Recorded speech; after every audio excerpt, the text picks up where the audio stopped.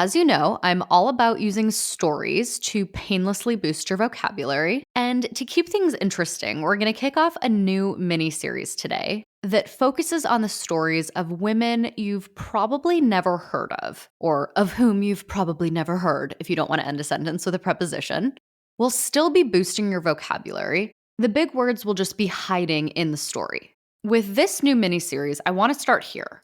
Yes, these are the stories of incredible women, but if you're a boy, I don't see any reason why you can't enjoy this series every bit as much as I enjoy learning about Julius Caesar.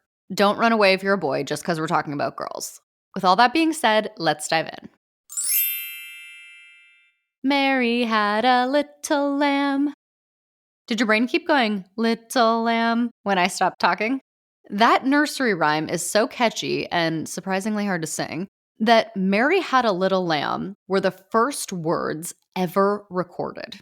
When Thomas Edison invented the phonograph, which is kind of like a microphone that also records things, it's how they captured the music for those old-timey records. Anyway, when he first invented the phonograph, the first words he ever spoke into it were Mary had a little lamb, making them the first words ever recorded.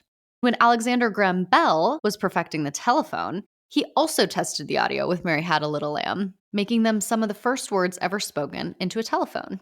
When it comes to popular songs and phrases, we usually know who created them. We associate Julius Caesar with Veni Vidi Vici and Shape of You with Ed Sheeran. But who penned Mary Had a Little Lamb?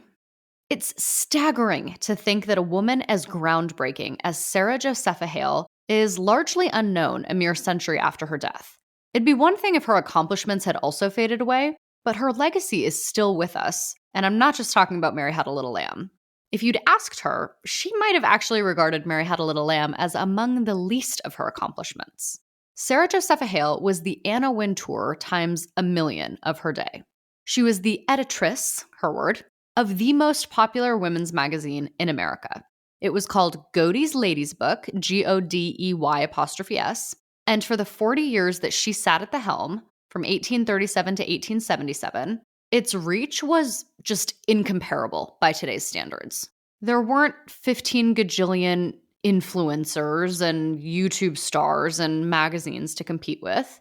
She and a handful of other ladies' magazines were basically the only people talking to women. You can imagine what a tastemaker she was. Thankfully, she wasn't vapid, insipid, or shy. She used her power and platform to further really noble causes. She was an early proponent of equal education for women. She wrote one of the first anti-slavery novels in American history, one of about 30 books she wrote in her life. And she's widely credited with annoying Abraham Lincoln until he made Thanksgiving a national holiday. Did I mention that she did all of this as the widowed mother of 5 children? Sarah was devastated by the loss of her husband. She wore black every day for the rest of her life to mourn him. Interestingly, it was her late husband's Freemason buddies who helped her publish her first book of poetry. That's a part of the story you don't see often, and I'd love to know more about it, but these secret societies are irritatingly secretive. The only reason I know about Sarah Josepha Hale is because I'm lucky to be loosely related to her. We don't make any money off of Mary Had a Little Lamb. That's all public domain at this point. But we do have some old copies of Godey's Ladies Book, I think at my grandma's house. I'd love to know why a woman like this was so quickly forgotten. Some people think, and this is probably it,